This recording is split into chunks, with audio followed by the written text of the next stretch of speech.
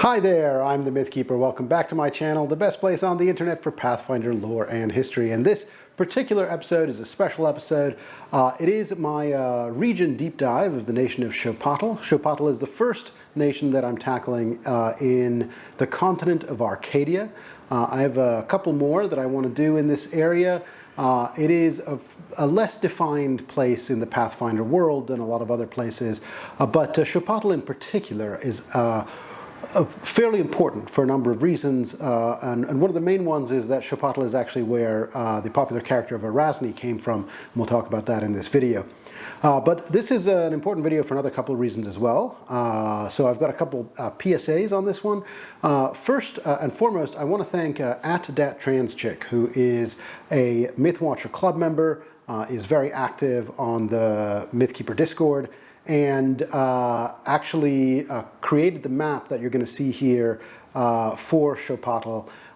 She was showing off some of her earlier maps, and I liked what I was seeing, and I asked if she'd be willing to put together a slightly more lore-accurate map to Xopatl. There's obviously there's the one that you can get off the Pathfinder wiki, which is using scalar vector graphics.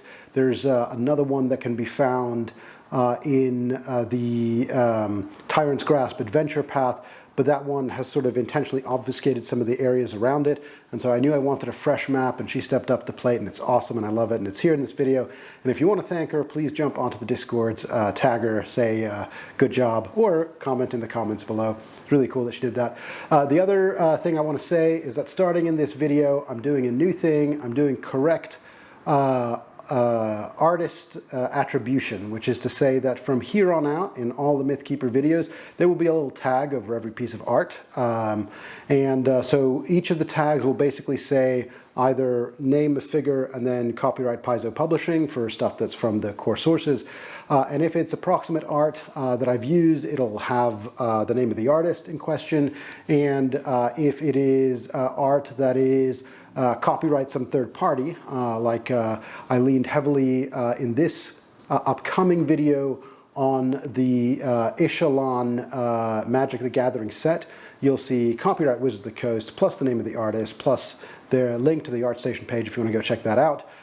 This is obviously something that I could have been doing much earlier. It is a ton of work, but it seems like worth doing. So going forward, all my videos will have correct artist attribution, so hopefully you all appreciate that. Anyway, that's all I got. Let's go right into the video.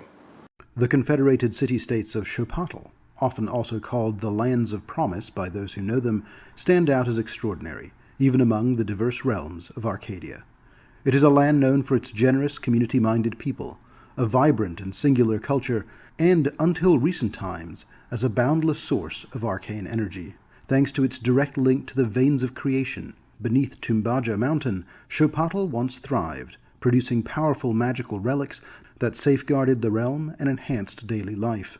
Yet this deep reliance on magic carried a hidden vulnerability. When arcane currents faltered at the dawn of the Age of Lost Omens, the resulting upheaval shook the foundation of Xopatl's way of life.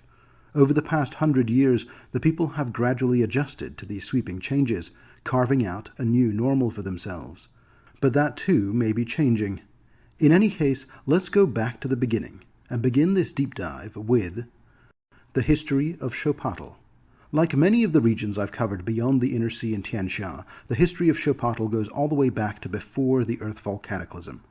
I've discussed in various previous videos how the first age recognized by the scholars of the Inner Sea was called the Age of Serpents, so called because a species of serpent folk from the Darklands breached the surface in the region now called the Inner Sea and conquered much of that realm. In this period, the serpent folk were opposed by the first great human empire, the Empire of Aslant. By the end of the Age of Serpents, somewhere around the year -7000 by Absalom reckoning, the first golden age of human civilization began, and this time was called the Age of Legend, with Aslant being the first and greatest of the new emergent human civilizations. Aslant was, however, not the only civilization to blossom during the pre-Earthfall Age of Legend. In Tianxia, as I have discussed in my various Tianxia videos, the Empire of Taumata spread across the southeast of the land. In Garand, the Haloma city-states established themselves on the central eastern coast of the continent. Eventually, in Avestan, an Aslanti splinter faction called the Thessalonians would build kingdoms for themselves there as well. In addition to all these that I have covered elsewhere in my videos, there was another significant power to emerge in the Age of Legend, which, although weaker than Aslant in terms of magical and technological prowess, in terms of total occupied land area was actually substantially larger. This was the Empire of Razatlan in Arcadia, a vast empire that once spanned from the lands of the northern lakes down to Arcadia's southern reaches as well. The High Lords of Razatlan had learned many of the arcane secrets from the empires of Aslant and Taumata, and used those secrets to quickly spread across their continent, forcefully conquering numerous smaller cultures and communities. For centuries, Razatlan's dominance went largely uncontested, until, as with other major powers of the Age of Legend, in minus 5293 the Earthfall Cataclysm heralded the beginning of its downfall.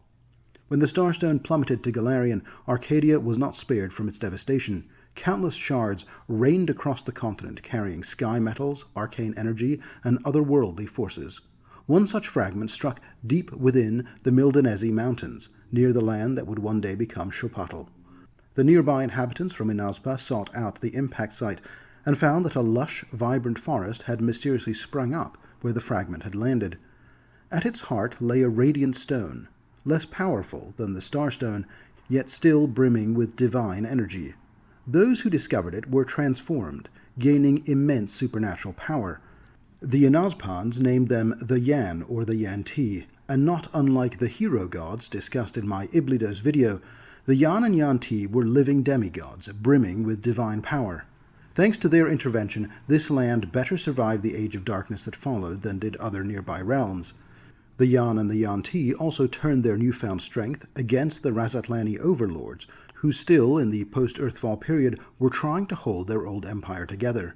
The power of these demigods was immense, however, and they swiftly drove Razatlan from Inazpa, and in this region they would found a new independent realm. They named this land Xopatl, Land of Promise, both as a declaration of their hard-won freedom and a warning to themselves to use their gifts wisely and never repeat the greed and tyranny of Razatlan. Tucked securely between the Mildanesi Mountains and the shimmering expanse of Lake Tapipalati, Xopatl's natural geographic barriers have helped keep it largely protected from other unwelcome foreign influences throughout its long history, enabling it to pursue its own path with little interference. With their oppressors cast out, the Yan and the Yanti turned their attention to the enigmatic fragment that had empowered them. Some chose to settle in the flourishing forest around it, gradually learning to use its power to manipulate the surrounding flora. This would become the root of a distinct tradition of arcane botany. Harnessing this magic, these hero gods reshaped the very landscape, eroding parts of the surrounding Mildanesi Mountains and forging a new homeland in just a few decades. Unfortunately for Xopatl, as the centuries passed, the power of the Yan and the Yanti diminished. By the beginning of the Age of Anguish, in minus 4294, most had perished, while a rare few had ascended to true divinity, leaving the mortal world behind. What remained of the Radiant Stone lacked the mystical power to empower a new generation of Yan and Yanti, leaving Xopatl to chart its own course. Yet the legacy of these people's godlike founders have endured. Today, the people of Xopatl still honor these ancient figures, who are now venerated as living saints, each remembered by their distinctive titles.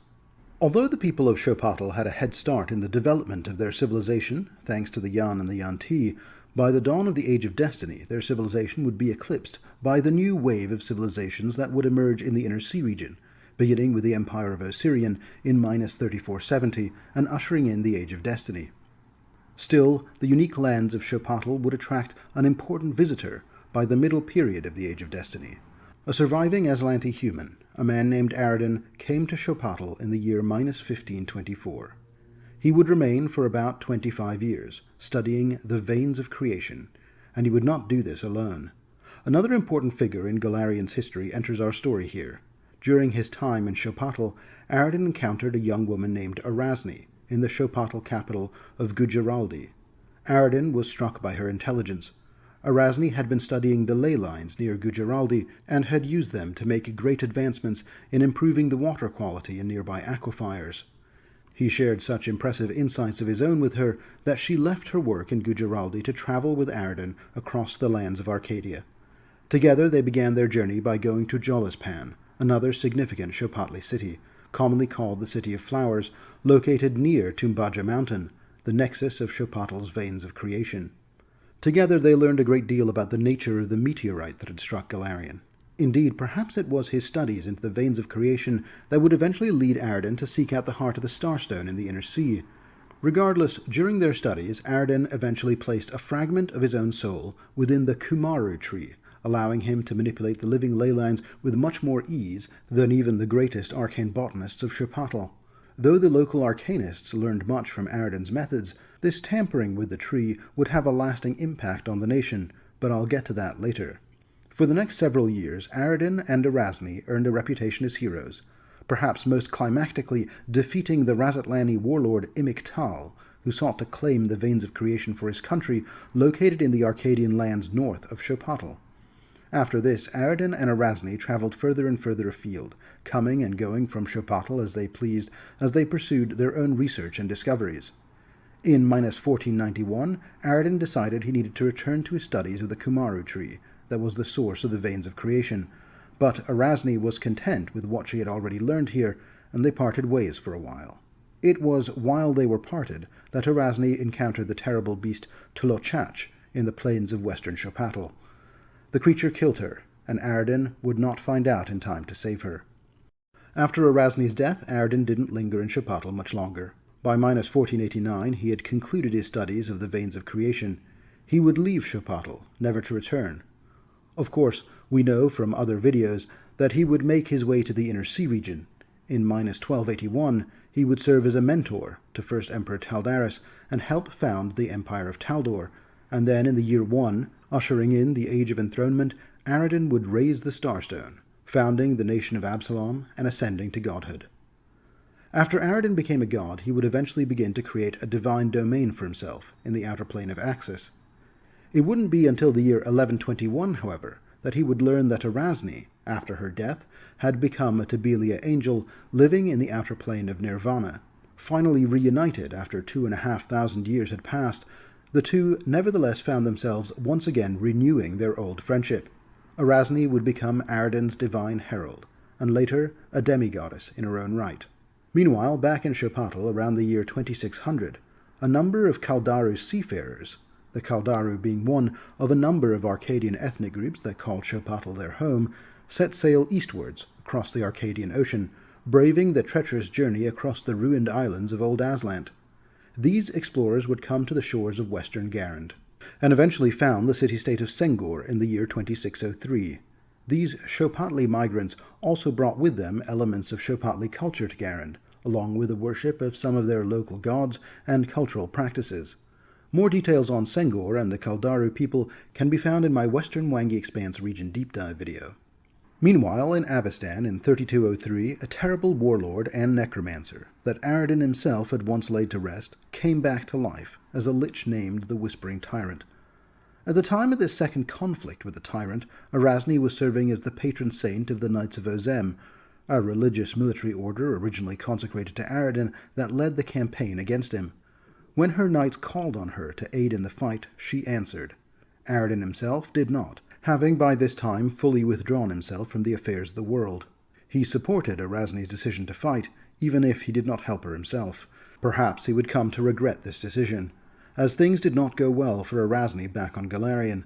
Despite her semi-divine status, the Whispering Tyrant destroyed her, humiliating and dismembering her before throwing the broken parts of her body back to the knights to demoralize them at the Battle of Nine Sorrows.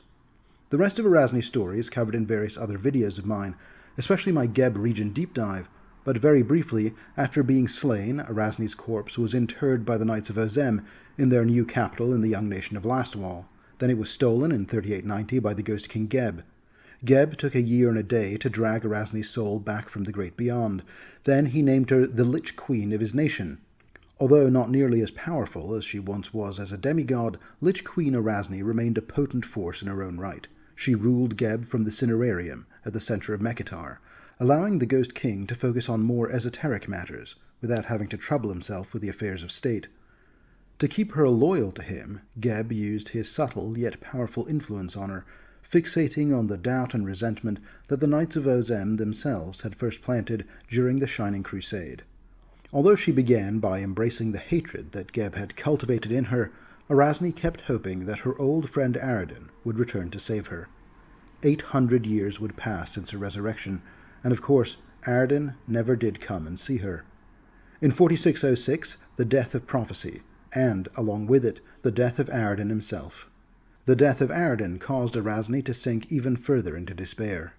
Any hope of liberation from the Ghost King's hold seemed lost. The death of Aradin also had dramatic consequences for her homeland of Xopatl. Unbeknownst to the botanist tenders of the Kumaru tree, at the heart of the veins of creation, this tree's millennia-long longevity was due to the echoes of Aradin's soul, which he had left in the tree when he had studied it all that time long ago. When Aradin died, the tree too began to die, and so the power of the veins of creation also began to fade, and with it the supernatural abundance of the lands of Xopatl. Finally, in 4719, the events of the Tyrant's Grasp adventure path took place.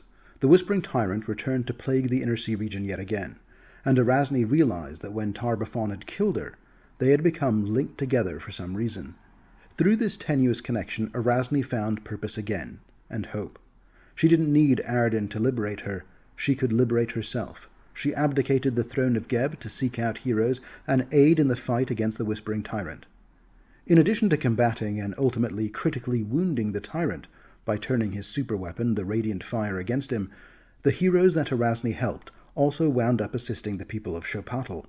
In the course of these events, the Kumaru tree finally died, but new Kumaru trees were able to be planted, thanks to the powerful magic these heroes had brought with them from their adventures. These new trees, though just newborn saplings, were just powerful enough to reactivate the veins of creation. Slowly but surely, the old magic is now coming back to the lands of Xopatl. It has been 6 years since those events in current game time, and with the restoration of the arcane traditions of Xopatl, new hope now fills the Xopatli people. The inhabitants of Xopatl.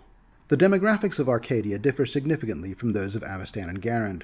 While humans remain the predominant ancestry, they belong to a wide range of ethnic groups not commonly found in Avestan and Garand, including the Balveris, the Kalani, the Kaldaru, the Kansari, the Kurosha, the Mawek, the Razatlani, and the Werphasians. In addition to humans, halflings, Rugarus, beastkin, and weirwoods are also relatively widespread across the continent. Though some ancestries familiar to the Inner Sea, such as dwarves, elves, gnomes, and orcs, can also be found throughout Arcadia, they are less common overall, and their cultures often diverge sharply from their Avestani or Garundi kin. In Xopatl in particular, most humans trace their roots to Razatlani heritage, with smaller populations of Balveris and Kaldaru descent. The region is also home to a sizable community of dwarves, halflings, orcs, beastkin, and weirwoods. Outside the settlements, however, Xopatl remains a perilous land. Its wild places are teeming with monsters and dangerous wildlife, making safe travel far from guaranteed. Among the more familiar fauna are aurochs, coyotes, deer, eagles, giant crabs, mountain lions, reef claws, snakes, timbaros, and wolves.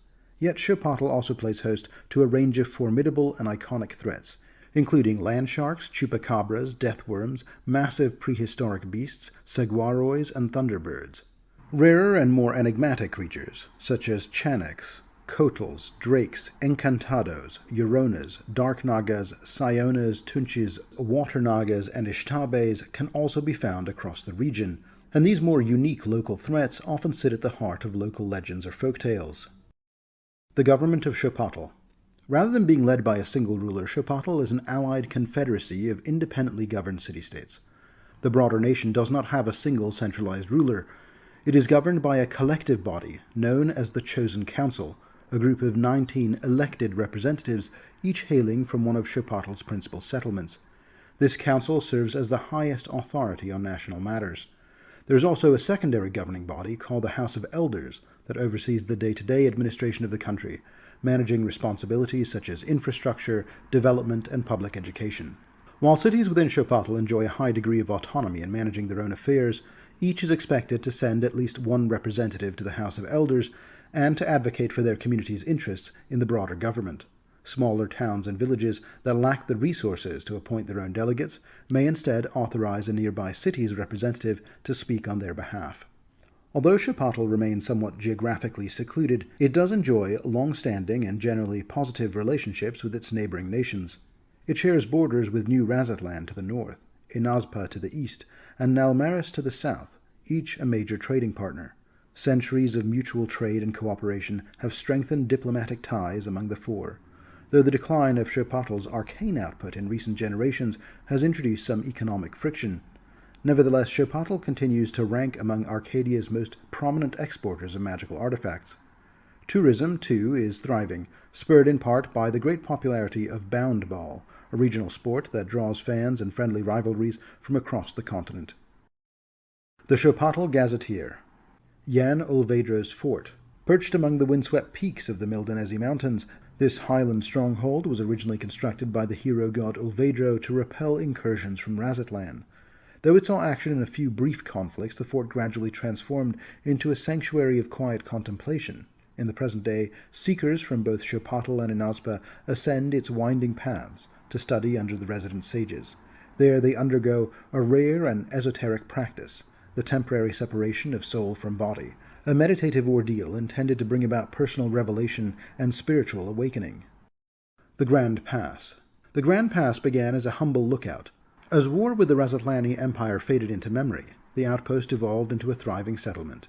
Today it is renowned for hosting one of Xopatl's most elite combat schools, where a spectacular tournament is held twice each year, its final match fought atop the wind-blasted summit of Panashio Mountain.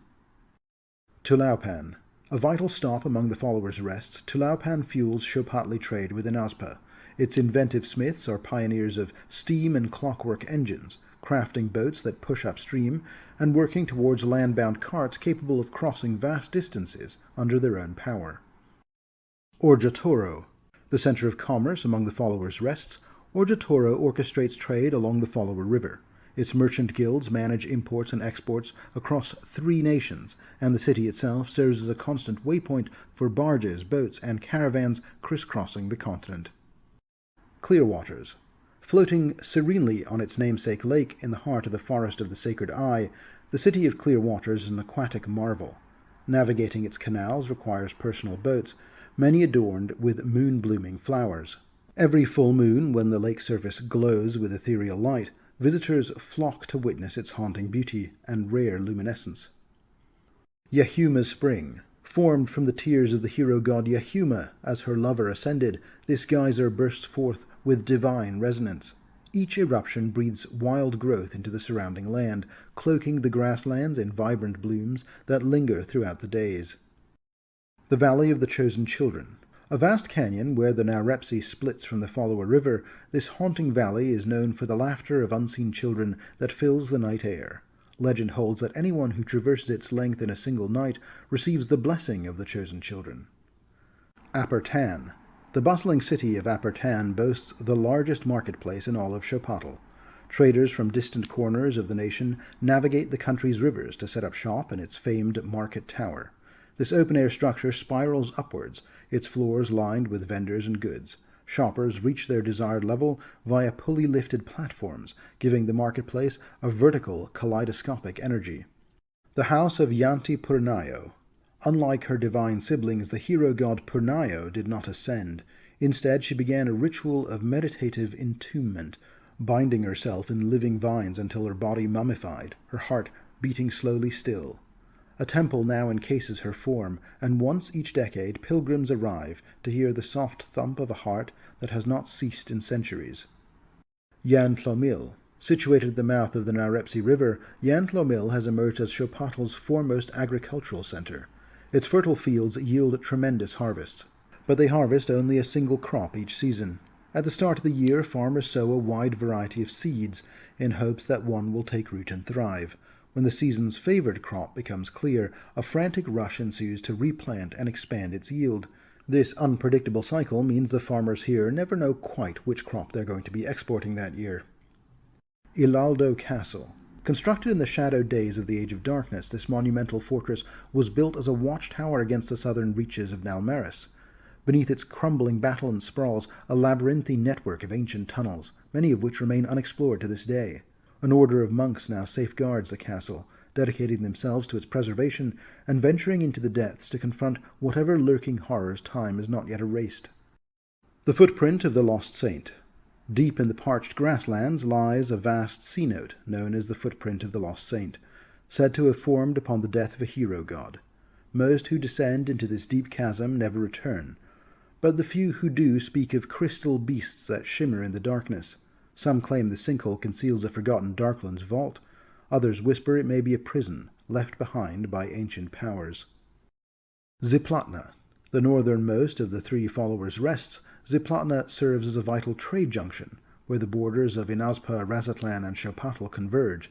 The city thrives on labor, and indeed those in need of work often flock here to be assigned to the countless vessels that travel the rivers and coasts. The local laborers' guild orchestrates this massive operation, ensuring every caravan and shipment is fully crewed. In this bustling port, opportunity is always afloat. Gujaraldi. Once the site of divine ascension, Gujaraldi is now the heart of Xopatl. This vast city, built atop the ruins of ancient hero-god settlements, is the political and cultural capital of the nation. Renowned for its textile artisans and thriving markets, Gujaraldi also houses the Xopatl Stadium, a massive bound-ball arena that regularly hosts the nation's premier sporting tournaments, drawing fans from across Arcadia. Xopatl Mountain. This slumbering volcano is the last remnant of the Mildanesi Mountains within Xopatl. Shaped by the hero gods to remain dormant unless summoned by divine will, it has silently stored power for 10,000 years. The spell to awaken it is long forgotten, perhaps thankfully so.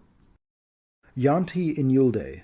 Birthplace of the last hero god born in Xopatl, Yanti Inyulde has become the nation's spiritual heart.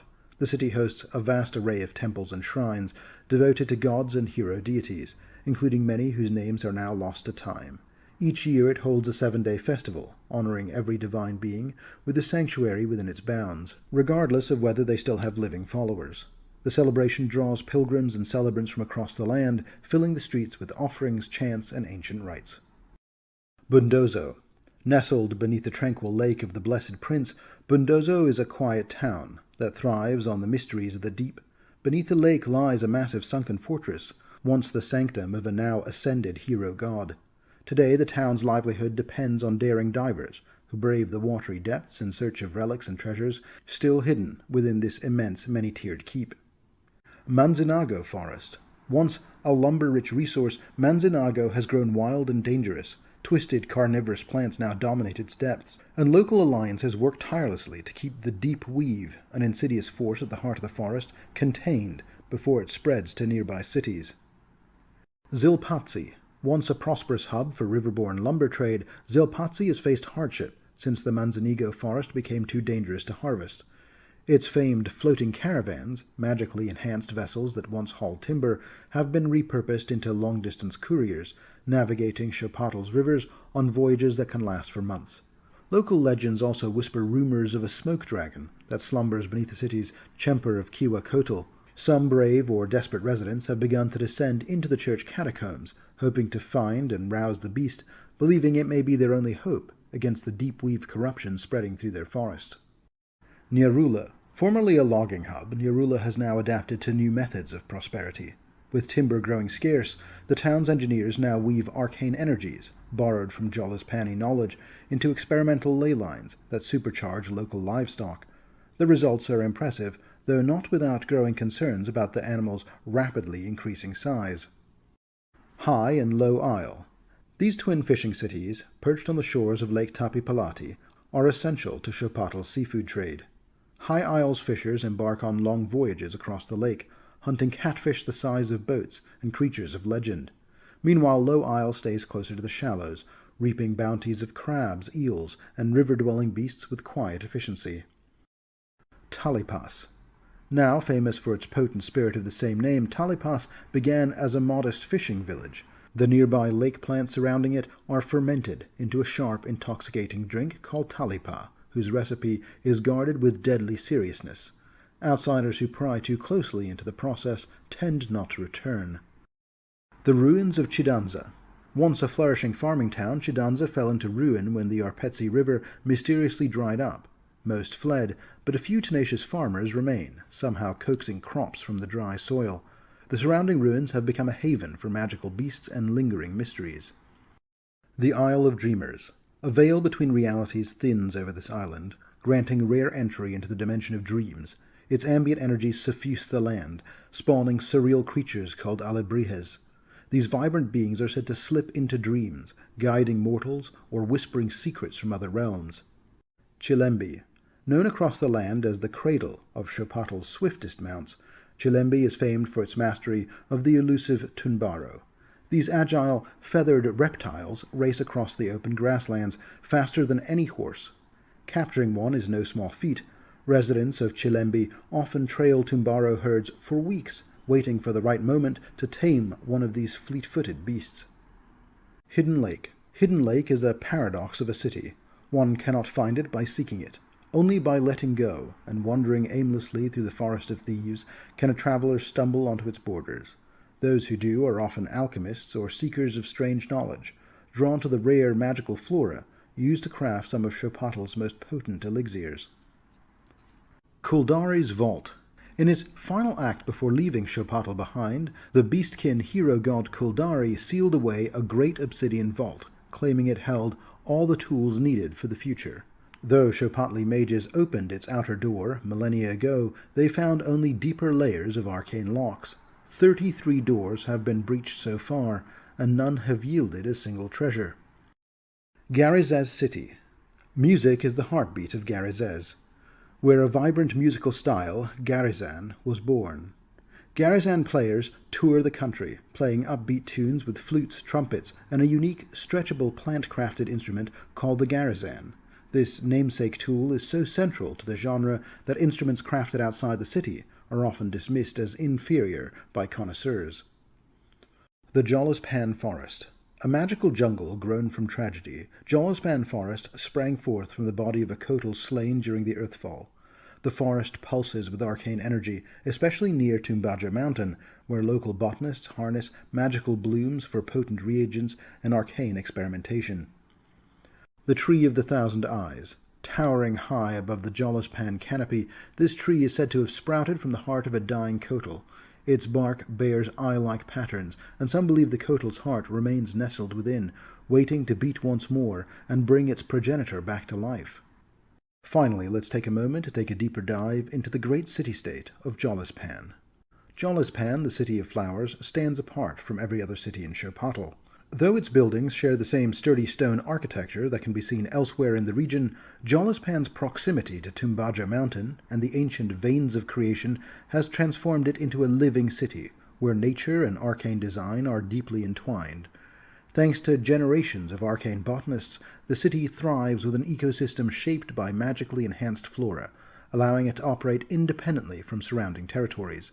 An intricate web of roots, vines, blossoms, and other enchanted plants forms the city's water system, drawing fresh water from the Jolizpan River and distributing it through underground reservoirs and artificial lakes. This same plant-based network filters waste and impurities from the water, eliminating the need for a traditional sewer system, and in any case digging into the ground would risk damaging both the rootways and the veins themselves. Sophisticated and self-sustaining, the filtration system repurposes nutrients back into the city's gardens, while routing harmful substances deep into the Jolizpan forest, where specially cultivated flora break them down into harmless matter.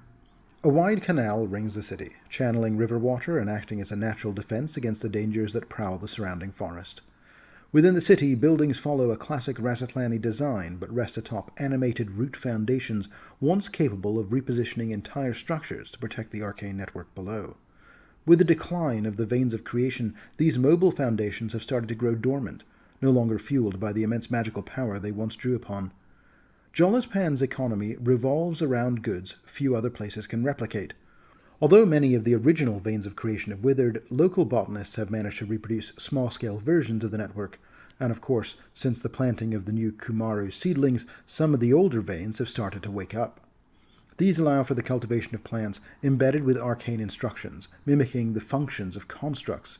These living creations include self-paddling boats, protective shields that shift to block incoming strikes, or other wonders. While rare outside Jolizpan, these enchanted wares are highly prized, drawing traders from across Arcadia. Culturally, Jolizpan also fosters a sense of interdependence. Most residents spend their entire lives within the city or in the nearby forest, forming deeply connected communities. It is common for multiple families to share living spaces or move freely between homes, forming tight-knit support networks. The districts of Jolizpan.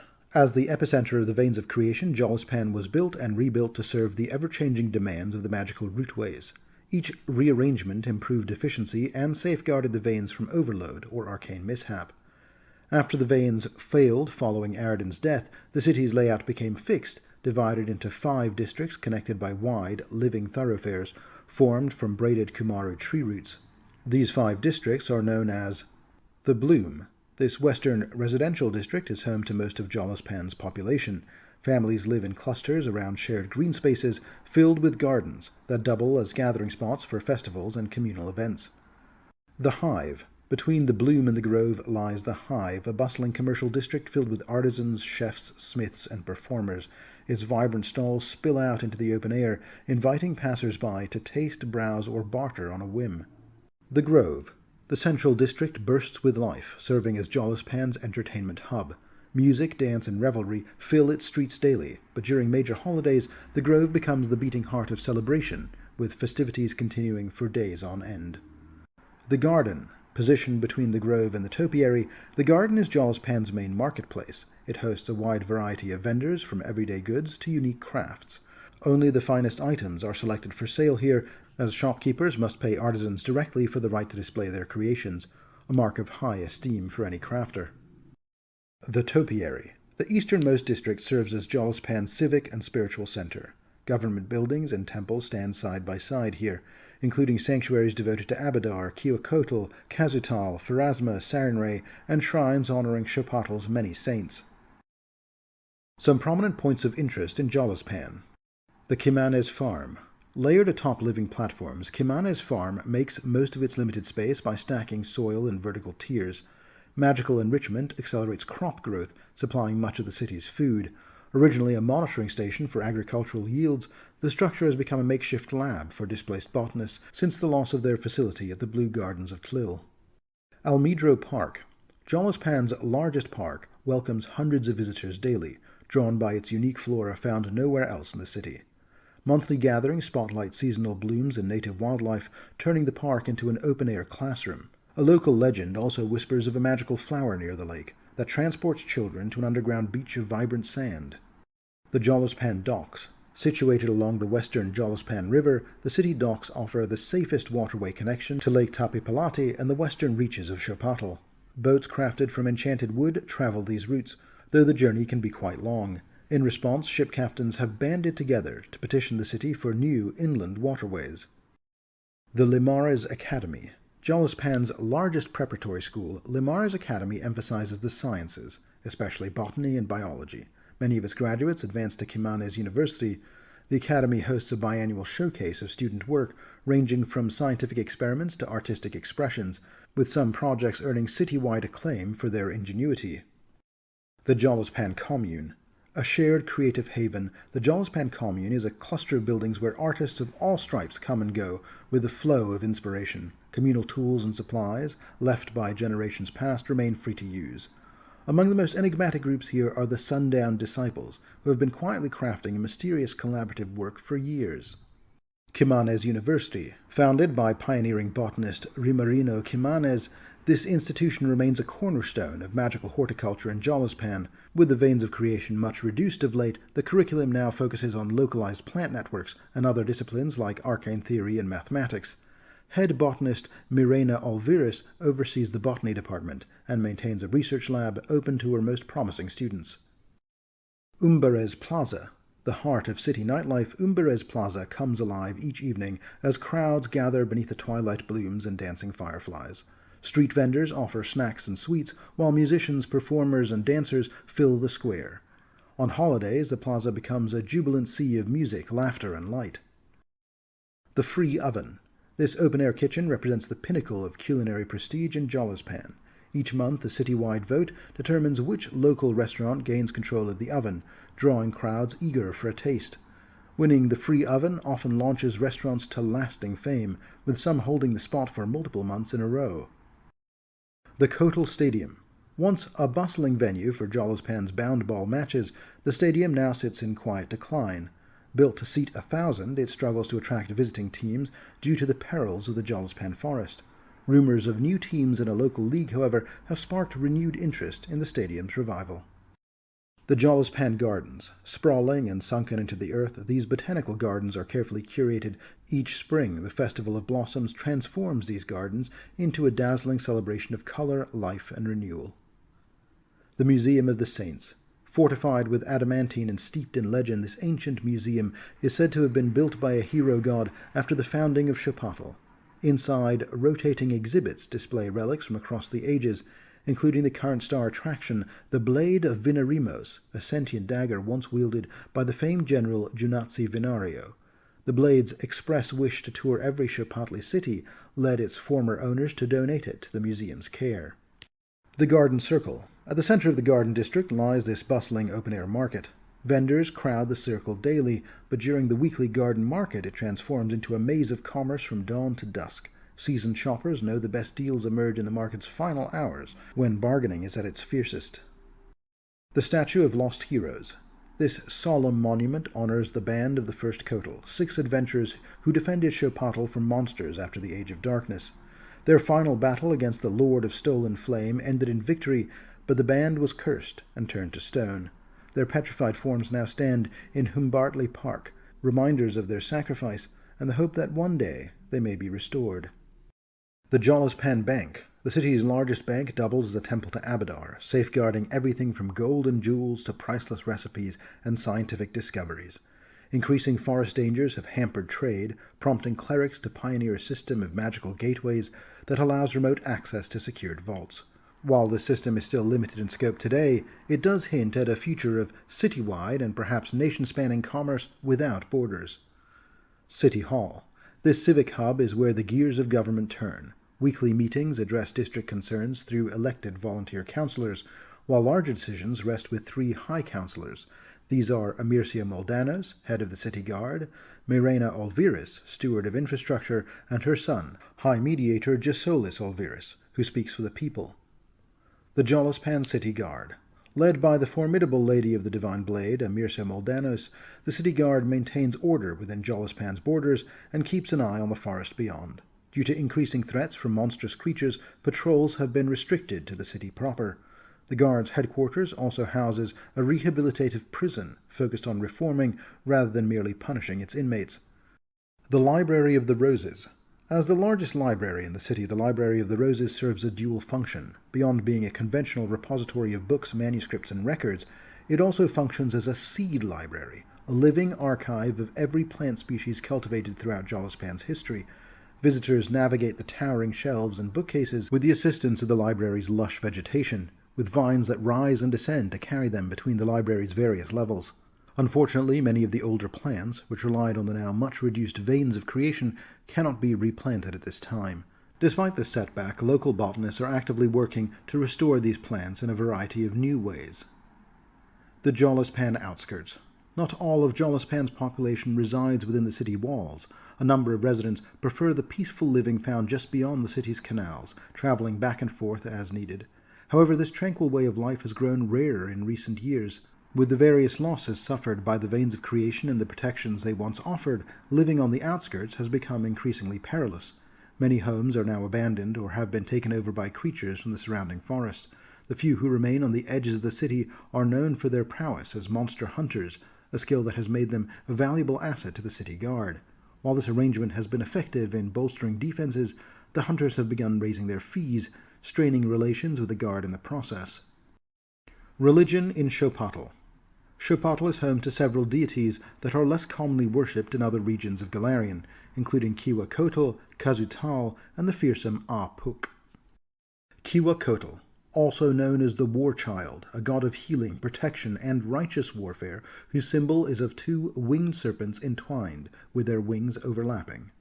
Xopatl is a dual being composed of 2 Xopatls that have merged in their divine essence. The god appears as a Chikome Xopatl and a Tletlixopatl that share one body, with each having its own distinct head and tail. They hold a short spear and shield, symbolizing the god's dual nature of offense and defense. Xopatl teaches that conflict is inevitable, and that one must be prepared to defend the defenseless. Followers are trained to act swiftly and decisively in battle, minimizing harm to all involved. In times of peace, the god encourages the nurturing and care of others, particularly children, and is revered by midwives for these teachings. Xopatl's warriors are also masters of strategy, focusing on efficiency and the minimization of casualties. Their divine servitors include healers, warriors, and Kotls, all embodying the god's fluid approach to identity and the balance between protector and aggressor. Xopatl, also known as Mother Jaguar, is a goddess of community, liberty, and protection. Her sacred animal is the jaguar, and her symbol takes the form of a jaguar's head as well.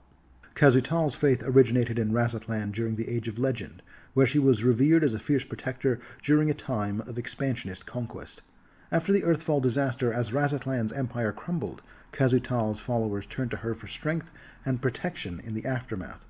Over time, her faith became more compassionate, focused on unity and the safeguarding of communities. Xopatl is allied with many other benevolent deities, such as Erastil and Melani, though her emphasis is on freedom and protection of the people. She is also an ally of the demigods of Arcadia, particularly those that champion self-sufficiency and community growth. In recent years, since Erasni's ascension, Xopatl has become fiercely protective of her, and is one deity who seeks to avenge the injustices that she has suffered. Xopatl avoids associations with overly lawful or chaotic deities, but has a deep rivalry with Apuk, whom she calls Ochachik, viewing him as a threat to all her followers. Apuk, known as the Destroyer, is a god of death and destruction, as well as fear, isolation, and loss. He is also associated with the moon, and his symbol is a skull with a crescent eclipse. Apuk is a malevolent deity who preys on the inner fears of mortals, manipulating them until they self-destruct. This destruction may be physical, mental, or social, often resulting in the victim's isolation and the loss of their loved ones. Apuk delights in causing misery and anguish, ensuring that his followers are steeped in despair and confusion. His servants include corrupt individuals and creatures such as Sakils, who spread fear and manipulate others for their own gain. In Arcadia, people are aware of Apuk's influence, and even minor anxieties are seen as his work. Many individuals perform small prayers to ward off his influence, hoping to resist his dark presence. The god is also known by various other names across Arcadia, and those near Xopatl and Inazpa often refer to him by the name used by Xopatl, Ochachik.